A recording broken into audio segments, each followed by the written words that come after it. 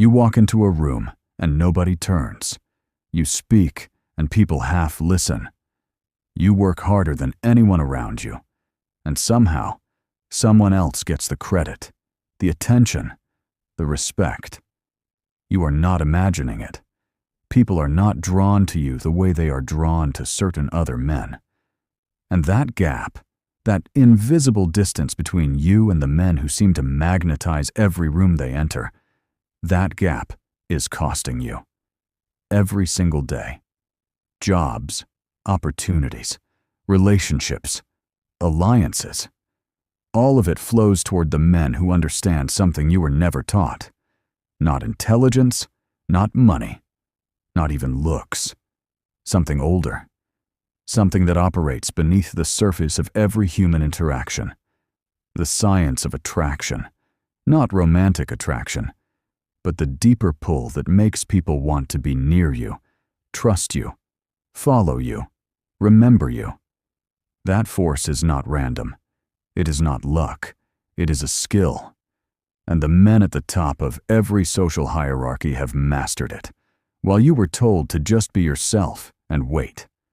Being yourself and waiting is not a strategy. It is surrender dressed up as patience. The world does not reward the man who waits to be noticed. It rewards the man who understands how human perception works and uses that understanding deliberately, not to manipulate, not to harm, but to finally stop being invisible in a world that has been filtering you out. There was a philosopher who understood this centuries before the science could explain it. Dale Carnegie, dismissed in certain circles as too soft, too optimistic, too focused on liking people rather than dominating them. But those critics missed the deeper architecture of what he was actually teaching, because beneath the warmth of his words was a cold and precise understanding of human psychology. He wrote, "You can make more friends in 2 months by becoming interested in other people than you can in 2 years by trying to get other people interested in you." Read that again, because what he is actually saying is this: most men are broadcasting when they should be receiving. Most men are performing when they should be observing. And the men who learn to reverse that, they become the most magnetic people in any room. This knowledge is for protection, not destruction. What you are about to learn will not just help you attract people. It will help you understand exactly how and why you have been repelling them, so that you can stop the leak. The first principle is this: upgrade how you communicate before anything else. Not what you say, how you say it. Most men think attraction is about having the right things to say. It is not. Research in human psychology shows that over half of what people perceive about you comes from nonverbal communication. Your pace, your tone, your pauses. The man who speaks slowly and deliberately sends a signal of inner calm and authority. The man who speaks fast and fills every silence tells everyone around him that he is nervous, that he needs approval, that silence makes him uncomfortable. Think about the last time you rushed through an explanation to someone who intimidated you. They felt that rush. They registered it as weakness, even if they never consciously thought about it. Start speaking slower than feels natural. Start letting silence work for you instead of against you. Drop this in the comments. The day I stopped rushing my words was the day people started actually hearing me. The second principle: hold eye contact, like a man who has nothing to hide. Most men break eye contact too early. They glance away when they speak. They look down when someone challenges them. And every time they do, they broadcast the same silent message. I am not sure of myself. I am not sure of what I am saying. Eye contact is one of the most ancient signals of confidence and trustworthiness in human social hierarchy. Studies consistently show that people rate individuals who hold steady, relaxed eye contact as more intelligent, more trustworthy, and more attractive. The key word is relaxed, not a stare, not an aggressive lock. Soft, steady, present. Like a man who is genuinely interested and entirely unafraid. Practice holding eye contact 1 second longer than feels comfortable in every conversation this week. 1 second. Watch what changes. Drop this in the comments. Eye contact is either your most powerful tool or your most obvious weakness. The third principle. Dress in alignment with who you are becoming, not who you have been. This is where most men make a devastating error. They dress for comfort, for habit, for blending in. But your appearance is the first message you send before a single word leaves your mouth. And that message either opens doors or closes them in the first few seconds, before anyone has consciously made a decision about you. This is not about expensive clothing. It is about intention. It is about wearing what signals to the world that you take yourself seriously.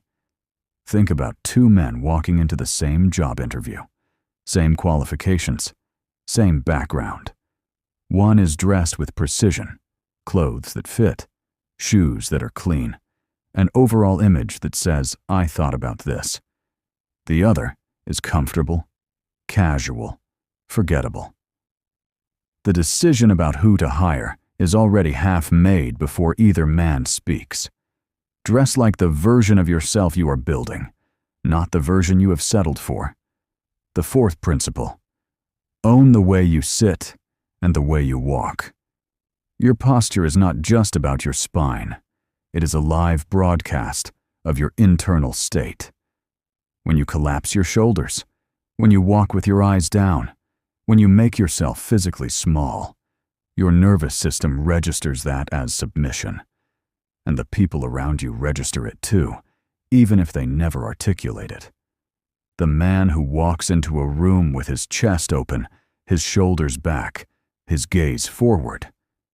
He is not just signaling confidence to others. He is generating it in himself. The neuroscience is clear. Your body language does not just express your psychology, it creates it. Start every morning standing tall for 60 seconds before you leave the house, not as performance, as calibration. Set the signal before the world gets a chance to reset it for you. The fifth principle, lead with your chest, carry a calm smile, and look ahead when you move through the world. This sounds simple, almost embarrassingly simple. But watch the men who command every room they enter. They are not rushing. They are not hunched. They are not scanning nervously to see who is watching. They move as if they know exactly where they are going, and they are in no particular hurry to get there. That quality, that gravitational calm, is what draws people in without a single word. It is what makes strangers want to know who you are. It is what makes people step aside for you without being asked. The world responds to men who move like they belong in it. You belong in it. Start moving like you know that. Drop this in the comments. I stopped moving like I was lost. That is when people started following. The sixth principle. Your handshake is a verdict. Every time you meet someone new and extend your hand, you are delivering a judgment about yourself that they will carry for the rest of the time they know you. A weak grip, a cold palm, a nervous pump. These register as signals of low status, low confidence, low conviction. A firm, warm, steady handshake. Not crushing, not performing, just present and assured. Signals something entirely different. It says, I am comfortable in my own skin.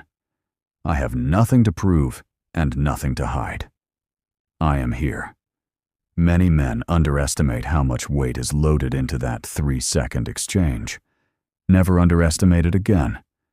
No matter what is happening inside you, regardless of the pressure, the nerves, the uncertainty, your handshake should always communicate the same thing. Calm, solid, certain. Drop this in the comments.